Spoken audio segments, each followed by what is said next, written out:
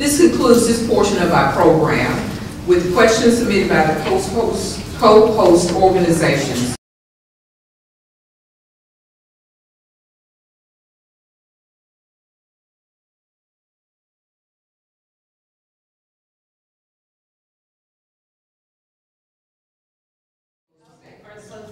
Okay. Well, I want to thank you all for coming out tonight.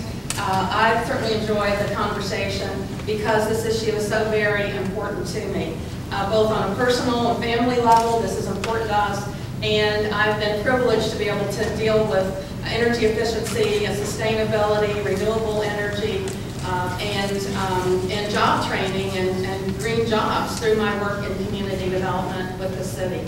As mayor, I will continue. I pledge to you tonight to continue to work with you on this, to find creative ways of financing this type of work, to make sure that the city continues to implement its energy and sustainability plan that is there, that, by the way, was developed by a broad cross-section of the community and adopted by City Council. We will continue to implement that. We will pursue any opportunities that are out there to partner locally and regionally and statewide to grow our renewable energy in this city and to be greener, living and working green, as my platform says. Thank you. Forward to get wrong is growing jobs in our economy, and this is no different. What we're talking about is clean and green jobs. I think that we do that in three ways. Number one, we support the businesses that are already here in Knoxville. Number two, we go out and proactively recruit companies that fit in Knoxville, that will make great community partners here. And number three, we go out there and make sure that some of the technologies that are starting, like we talked about in Oak Ridge, land right here in Knoxville. We have great opportunities with Vocker Chemie right down the road, and you know, with some of the other companies, Confluence and others that are around. We have great opportunity in Knoxville to attract these companies. As mayor, I'm going to look and pursue these opportunities. I'm going to pursue innovative ways to go out there and make sure we can finance these opportunities and that we drive them every minute, every day. It's how I started my small business, and I understand what it's going to take to go out there and work with these businesses, clean and green energy businesses, to attract them to Knoxville and make sure they find a home here. Thank you. Let us give our candidates a hand.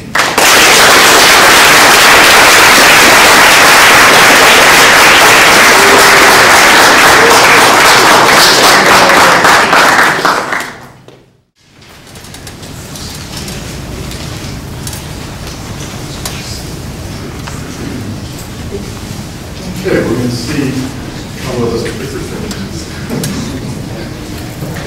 Thank you, candidates. Appreciate that very much. Now, the last set of questions that we're going to have you come back up for are going to be based on the information that we're going to give you right here. Mary did a short presentation at the beginning, kind of gave us a brief history of how Keep Green Jobs came about.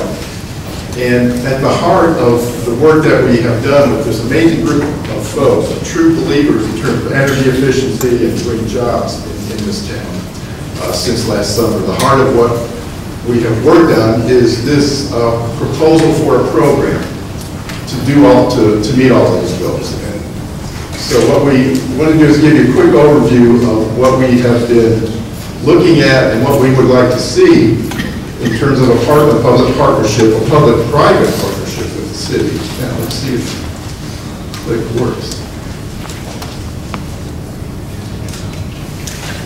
Oh, all right. We're in. So the basic vision of the program that we're proposing, called Keep Green Jobs, there's three essential parts to the vision. Number one, retaining and creating hundreds of new family wage, career path, local green jobs that protect or improve the natural environment.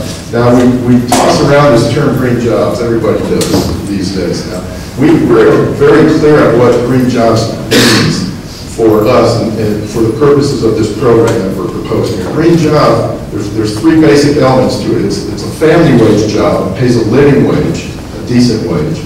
It's a career path job, that is, it's a job that has a future, and it is also a job that protects or improves the natural environment. environment. So that's what we're looking for here. That's what we're proposing through this program. That's what we mean by green job.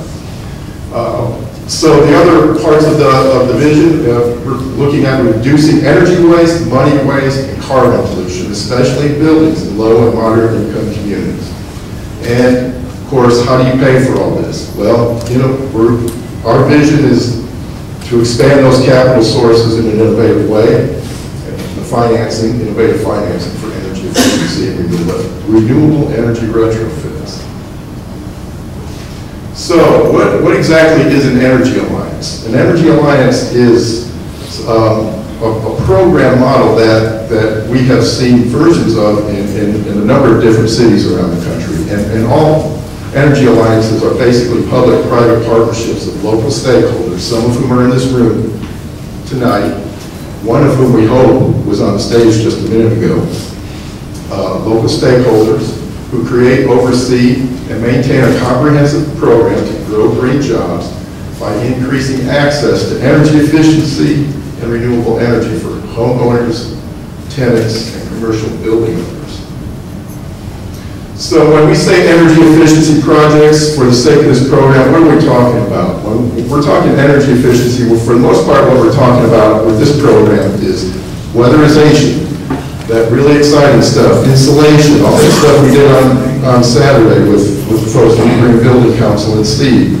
Insulation, caulking, windows and door replacements, that type of thing, to save money and to save energy. Also helping things happen like replacing those inefficient appliances, those refrigerators that are killing us on our utility bills, upgrades on HVAC systems and lighting systems and the like. So that's what we mean by energy efficiency. Then there's the renewable energy part of this. When we're talking renewable energy in terms of this program, we're talking about solar power, basically. Two basic types, grid-tied solar, which is basically replacing all or some of the energy that a building gets from the utilities, replacing that with solar electricity. And also the other side of that is solar hot water systems, installing those and using the energy from the sun for hot water. So who else is doing this around the country? We've been looking at, there's at least 20 different versions of an energy alliance around the country. The more interesting ones to us include National Energy Works, which Dan from TAP is here and has told us about. It's been in existence now national for about a year, I think it is. There's the Greater Cincinnati Energy Alliance. In Charlottesville, we have the Local Energy Alliance program, which maintains a revolving loan program to weatherize help and also help with water preservation. And then Madeline had mentioned the Portland model, which is called Clean Energy Works in Clean Energy Works Portland. It's probably the most ambitious program, one of the more successful programs in the country to do this kind of stuff. So how do you accomplish the program mission in Keep Green Jobs, any energy alliance? There's 5 basic legs to the stool. You have to have all of these elements to make it work. Obviously, you need to pay for it with innovative financing solutions. There's also community outreach, education, and input component. This is a very grassroots effort in these places. We hope to do the same thing here. There's a workforce development component to this, which is about making sure that the job training that happens, that we discussed in some of the earlier conversations here, that it's relevant, common sense job training that makes sense for doing these retrofits.